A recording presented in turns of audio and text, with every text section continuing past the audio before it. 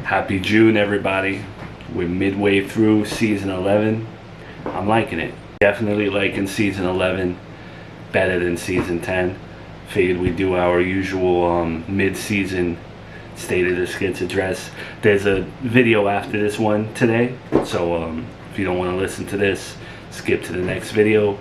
It's when Brian goes to tell Joey that Joey is the father of Charlotte. That's how we're leaving it off on our weekly Friday. This is like our Friday for the skits, right? Take off tomorrow and then get back on Monday. I think this next episode after this video leaves us with a good cliffhanger. I was really happy with that video. Spiced things up a little bit. You'll know what I mean when you see it. But yeah, I really feel like with this season I'm getting into a groove with things. I feel like season 10 was all over the place. Like I said, this show does so much better when the narratives are family oriented and when there's emotion involved with the characters. And I feel like that's all season 11 has been. The one thing I'm torn on, there's part of me that likes you know how the episodes are pretty much now 10 minutes of two characters talking kind of thing. I like that because you can do a deep dive on what's going on with them. You know what I mean? You can really, when Brian is telling Joey that he's his brother, there's nothing left on the table in that scene. You know what I mean? You really get to unpack everything. On the flip side, I do think if I have one critique of this season, it's again, we need more quicker scenes, but at the same time, those scenes also feel wasteful. You know, like the clip in the next episode. It's not long. It's quick, fast-paced, but at the same time, you know, it's not a lot of meat there. But overall, I'm happy with the themes. There hasn't been an episode where I walk away and I feel like that was a waste, or that was forced, or we didn't need to explore that. I feel like every character is exploring their emotions, and they all have their own motives and they all have their agendas, and nothing right now with the story feels forced. I haven't felt, this whole season, I haven't felt like any writer's block, if that makes sense. I haven't needed to sit down and, I haven't gotten in front of a camera and felt like, oh, where am I taking this? The story is unnaturally folding, as you will see in the next episode. What happens in the next episode happened in real time. When I woke up today, this wasn't happening, but it happened. And I love it. Brian drinking the poison wanting to drink the poison was one of those things that happened in real time. It was one of those things where that day I did not wake up with Brian wanting to do that, but his mental state, what he's going through, it all naturally led him to his rock bottom. Something he's never experienced before. He got so low that that's what he wanted to do, you know? Drove Tiffany away for good. She's gone.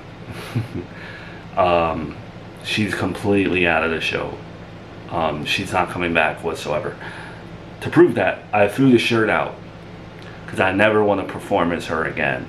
Performing as her gave me anxiety. So if anyone hated her, I know I was a fan of hers at some point, but every time I had to film a scene with her, man, I dreaded it. Just the way she speaks, it hurts. I don't know if that makes sense, but she's completely off the show now. So if Brian ever has another girlfriend, it will probably be an entirely new character. But based off of what happens in the next episode, I don't know. I'm loving the fact that Mildred, whatever you want to call her at this point now, I love the fact that she's so, I don't know what the word is, conflicted, confused, falling away from the truth. Everyone's kind of settling in to their reality, and I'm excited to know what this, I want to know what happens with this family moving forward. You know what I mean? Like, the birthday of Mildred, of Mill, felt like a real family event. And I like that. I liked it. Again, like I said, we're doing those family storylines, and it feels like we're really part of this family, if that makes sense.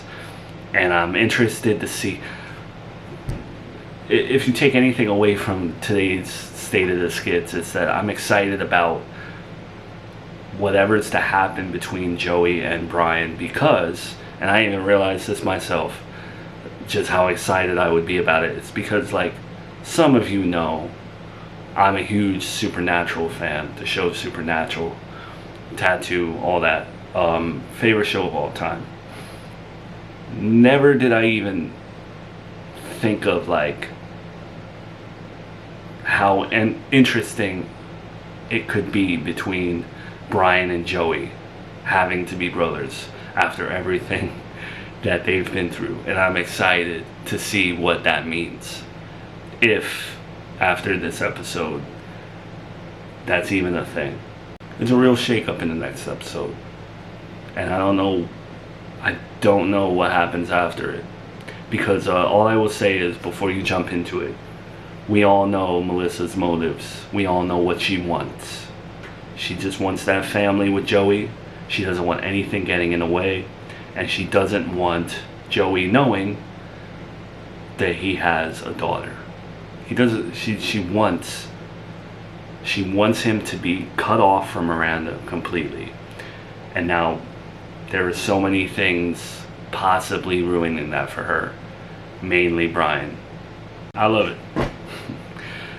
It's just crazy to me just how this show, I don't really think about it during the day. I focus on the short form skits now too, so I'm constantly thinking of ideas for the short form skits and just trying to, like, not obsess over work. But every night that I get before the camera and do the Serafina Town show, it just feels like it's part of life at this point. It just feels like it's like I'm telling everyone in my real life, I'm going into the world now. I'll be back, whatever. Like, it just feels, I can't explain it. I say this because anyone that ever gets concerned about, like, oh, is this ever gonna end, or like, I don't want it to go away. Nah, this is just, it's like in my blood at this point, you know? The fact that, like, I'm not overthinking storylines, and it's just, it feels like this family is living a real life. And that's how I've always wanted it to be. I don't want it to be a typical show. I want you to feel like you're, if there's one thing I love about season 11, it's just that, like, you're exploring how these characters deal with real feelings. Like, every time Melissa tells Joey what she wants in her life, I hope you can feel like you're in her shoes. And I hope you can feel Joey's grief, and I hope you can feel what Mill is going through. That's why, again, I love the long dialogue, you know, because you're really exploring them. I was watching a creator the other day, because I play video games. I sometimes watch Nintendo content, and I was watching this guy talk about the Nintendo Switch 2. And I realized as I was watching him, I'm like, wow, you know, I've been watching him since I got my Switch 1 back in 2017. And I counted all the years I've been watching this guy. And then I thought about some of you who've, just the other day, someone was like, I've watched you since 2022. And I can't believe I'm that guy for you, you know, and I appreciate that. And it, you know, it means something to me, you know. That's what I envision for this show, because I love it. It's not selling it to Netflix. It's not necessarily being the most popular thing out there. It's just, I think about 2041. No, that's mad far, my bad. I think about the year 2032 or something. when we're on season 100 or whatever, and you can look back and think like, damn, remember back in 2025, 10 years ago when Miranda was doing whatever, that's an accomplishment to me, to have those same fans. Just watching the show like it's just I don't know, just like it's the news. Figured I'd end the State of the Skits address a little bit more human rather than just I don't know, the creator of this show. I bought the Nintendo Switch, so that's news in my life. Getting my son ready for school in September, so we've been looking into stuff with that. Time's going quick. You know what helps me relax? This isn't sponsored or anything. I read a lot more now. Like, I've been reading, y'all ever heard of the Shatter Me series? I know it's geared more towards women, but I wear wigs for a living, so I have no shame in it. I know it's for like young adults too, but Shatter Me series. It was made popular on TikTok, but I'm late to the party. I love these books. I don't know how to pronounce her name. Tahira Mafi? You should read it. It's really good. Reading is the only way I decompress nowadays. Because I have bad anxiety, so reading always just chills me out. It's always good to get a break from screen time. Alright, well, I don't think I have anything else to say. I'll see you at the end of season 11. Enjoy the next video after this, and sign up to the newsletter for the schedule. Check out my merch, my new website. Actually, just check out the whole website, aojoey.com. You can find the Patreon, the Cameo, merch, and whatever else I have up. Enjoy the rest of June, and enjoy the rest of season 11. Always appreciate all of you.